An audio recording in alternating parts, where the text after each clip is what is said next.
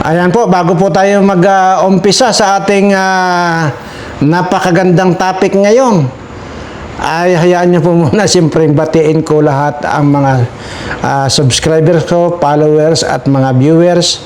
At siyempre, yung dalangin ko na rin pong sana manawari ay nasa mabuti kayong kalagayan lagi at ligtas sa anumang uri ng kapahamakan, ligtas sa anumang uri ng mga sakit at ano pa mang problema sa buhay. Ayan po, at dahil linggo naman po ngayon ay sisikapin natin na siyempre puro katatawanan, puro kasiyahan at walang halong pag-iinit ng ulo. At bago po yan siyempre ay ito muna na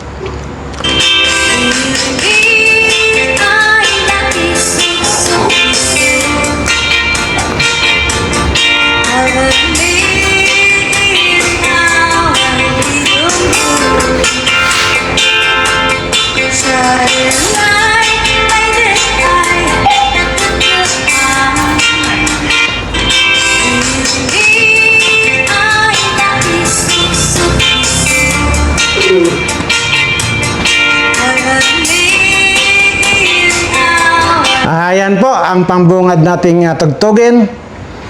At sana ay lahat ng mga subscriber ko ngayon ay magiging masaya dahil una, titigilan muna natin pangsamantala dahil linggo nga sabi ko wala po na tayong itatapik ng mga politikong mga kawatan. Bagkos mayroon akong itatapik sa inyo. Ito po ay masasabi nating exotic news. Ayan. Ayan, di ba ba? Di ba ba? Ang sarap pakinggan na exotic news. Kung ano man po yung exotic news ay ito po. At kapit lang po kayo sa inyong kinauupuan. Hindi ko po alam ang magiging reaksyon nyo dito kung ano.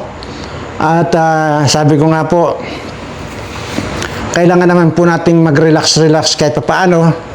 Dahil sabi ko, linggo naman ngayon. Mamaya na po yung yung tungkol sa ating Panginoon at kung papaano magdasal at humingi ng tulong sa ating Panginoon. Mamaya na po yan. At umpisahan na po natin itong napakatagal ko na pong kinikimkim sa aking sarili. Kung ito bang exotic news na ito ay ilalabas ko na or hindi pa. Ang problema po nito ay baka po mailabas sa iba ay maunahan ako, samantalang ako ang nakatuklas nito, ako ang unang pinadalhan nito, tapos iba ang maglalabas, para namang napaka-inutil ko na. Di ba? Ganito lang po yan. Ito po ay kung dito man po sa istoryang ito ay may pagkakahawig na mga karakter man o sino mga kahawig na tao man ito o lugar ng pinangyarihan, ito po ay hindi ko sinasadya.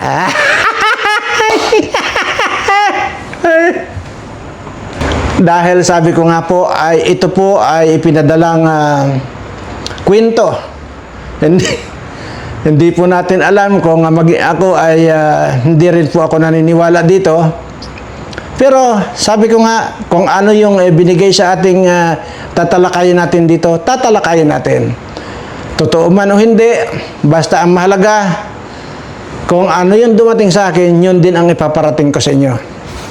Yun po, pinagpapaunahan ko lang po sa kayo dahil nga siyempre ay ayaw ko rin naman po mayroon kayong masabi sa akin. ang gusto ko lang masabi ninyo sa akin ay chismoso din pala ako. Di ba? Yun po sinasabi ko. Yun po ang gawin natin dahil linggo ngayon. Wala tayong gagawin kundi magtatatawa. Para sa ganun ay bumata palalo tayo. ay hindi ko na po inaasahan pang bumata pa dahil nga yung ba namang 177 so na, malapit na po. Next week, December na. Sa Lunes, December na nga pala. Hindi, 30 lang pala ngayon. So, basta sa Lunes, December na, sa 27, birthday ko na.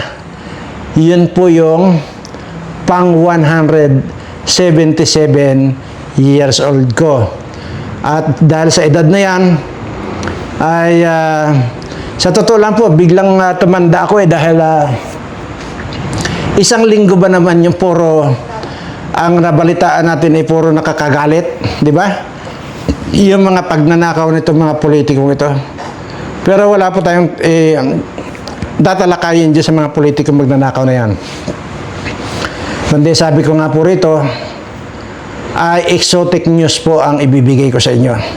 Ito na po.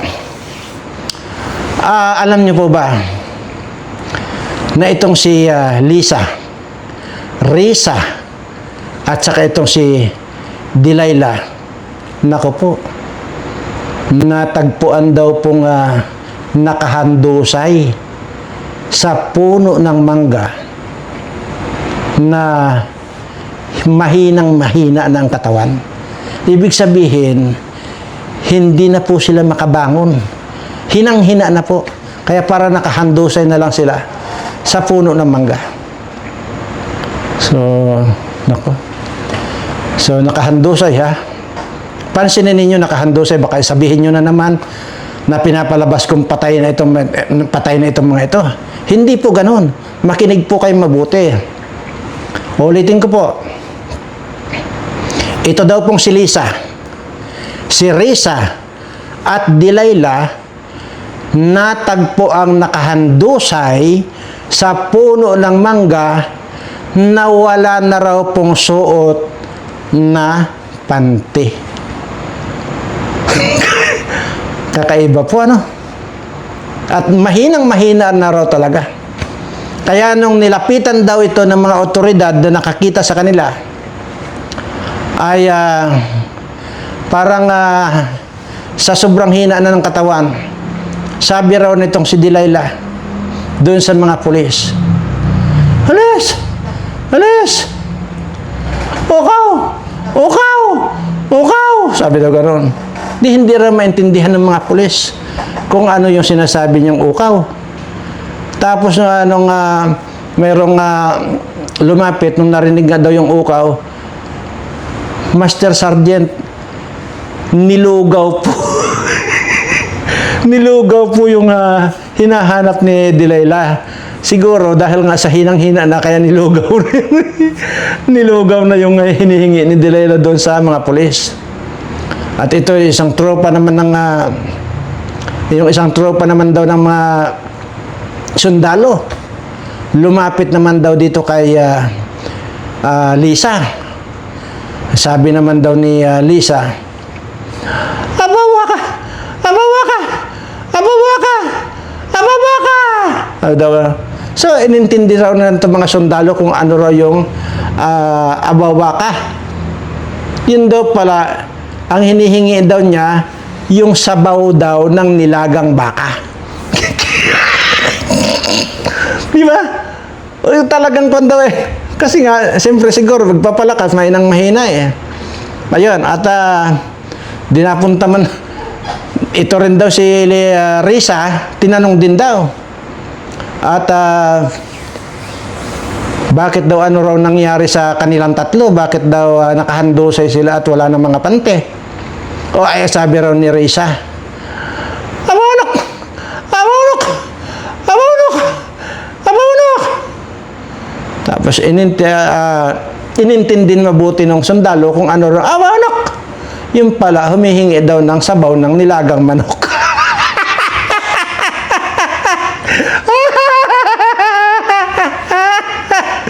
So, yun po yung kwan. Nangyari, ano kaya? Kayo nga po ang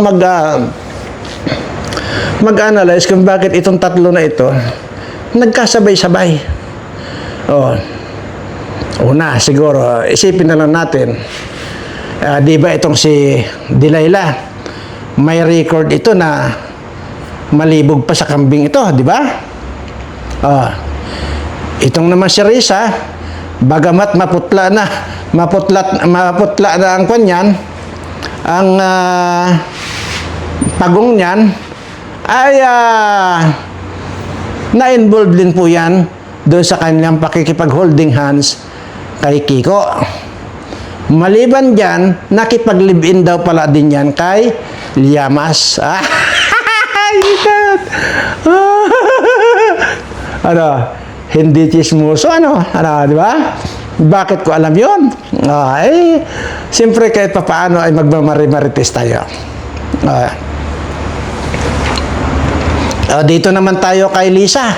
Di ba meron ding kasaysayan niya na nung estudyante yan. Sa halip na nasa school daw yan, nandun din daw yan sa puno ng mangga. Doon daw nagpapakayog yan. At katunayan, may anak nga daw yan.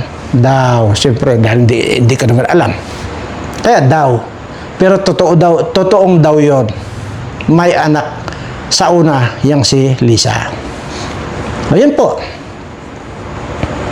So, di kayo nag-usap-usap ito. Pagkatapos kaya na humigop ito ng mga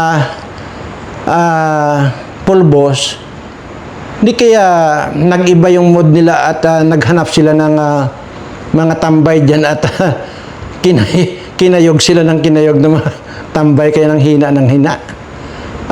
Kaya na po ang umusga dyan.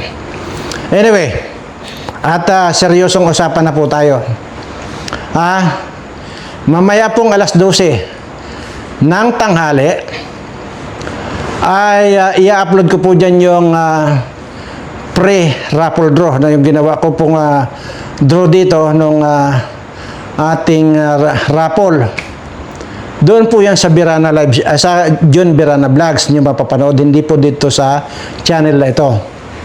Kaya po yung mga nakapagpadala ng katibayan na nakapag-subscribe kayo sa John Birana Vlogs saka dito at naisend din nyo doon sa messenger ng Tarik Hasan Mirza, ay manood po kayo dahil malay natin, kayo na po pala yung nabunot ko. At yun ay 50,000 po. 50,000 ang isa at 3 po yung binunot ko. Kaya 50,000 po ang isa. Bali total 150,000. At tuloy-tuloy lang po yung pagpapasubscribe ninyo dito sa dalawang channel natin. Dahil sinasabi ko po dito na pagka na-reach po natin na 150,000 subscriber, itong Birana Live Studio TV, ay magpaparapol po ako ng 1.5 million pesos. Ayan. So, baka po may mga kwan kayo dyan, may mga alaga kayong daga, may alaga kayong aso, pusa, manok. Sabihin nyo na po sa kanila, mag-subscribe na po rito sa Birana Live Studio TV. Dahil baka isa sa kanila or isa sa inyo ang mananalo ng 1.5 million pesos. Ayan po, pagtulong-tulungan nyo na po, makumplito natin ang 150,000 subscriber ito. Ayan.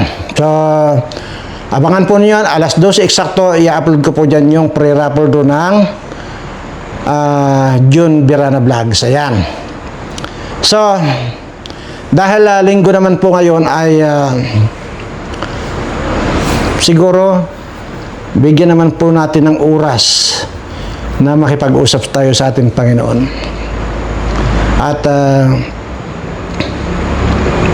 pwede naman po yun, kahit na hindi man po sumasagot siya pagka kinakausap natin, mararamdaman naman po natin kung habang kinakausap natin siya, mararamdaman natin na nakayakap pala siya sa atin. Sa anong paraan? Yun po bang kanyon yung hindi mo namamalayan, para bang tumatayo yung balahibo mo na parang naiiyak ka. Ganun po pagka tao sa puso ninyong pagdarasal. Dahil pagka hindi po tao sa inyong puso ang pagdarasal, ay hindi niyo po mararamdaman yon. At isa pa sa ituturo ko sa inyo, yun pong huwag nang paulit-ulit. Kagaya po nung ano ba yung mga dasal ninyo ngayon na paulit-ulit na lang, lalo na yung pagro-rosaryo nyo, paulit-ulit. Kagaya na Aba Ginoong Maria, paulit-ulit. Wag na po yun. Kasi parang wala pong parang hindi nyo po mararamdaman. Kasi unang-una, minimorize ninyo yung dasal. Or either binabasa ninyo yung dasal. Hindi po ganun. Hindi po ganun ang paglapit at makipag-usap sa ating Panginoon. Ang tama po dyan ay sabi ko na, discuss ko na po ito sa inyo. Yung sabi ko na doon kayo sa tahimik na lugar. At nandyan sa harapan nyo yung isang basong tubig na punong-puno.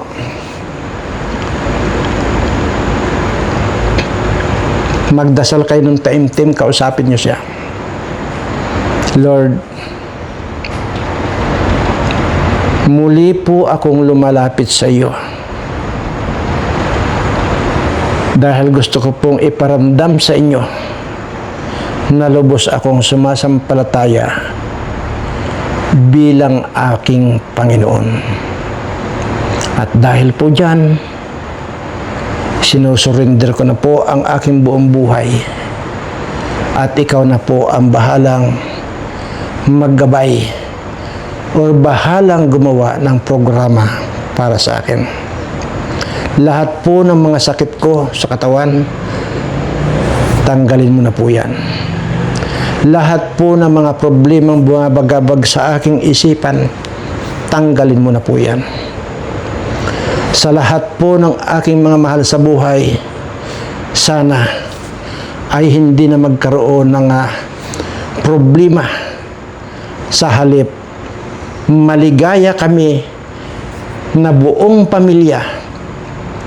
At hayaan mo, Panginoon, tuturuan ko rin sila na mapalapit sa iyo.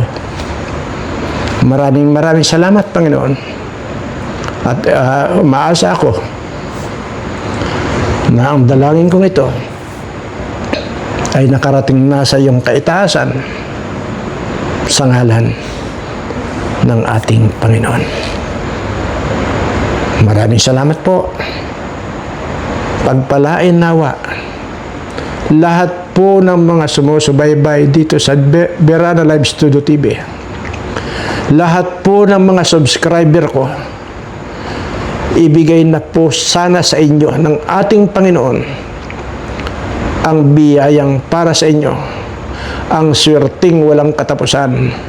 Kung ano, Panginoon, ang swerteng ibinigay mo sa akin, nais kong makita na sobra-sobra ang ibibigay mong biyaya sa lahat ng mga subscriber ko.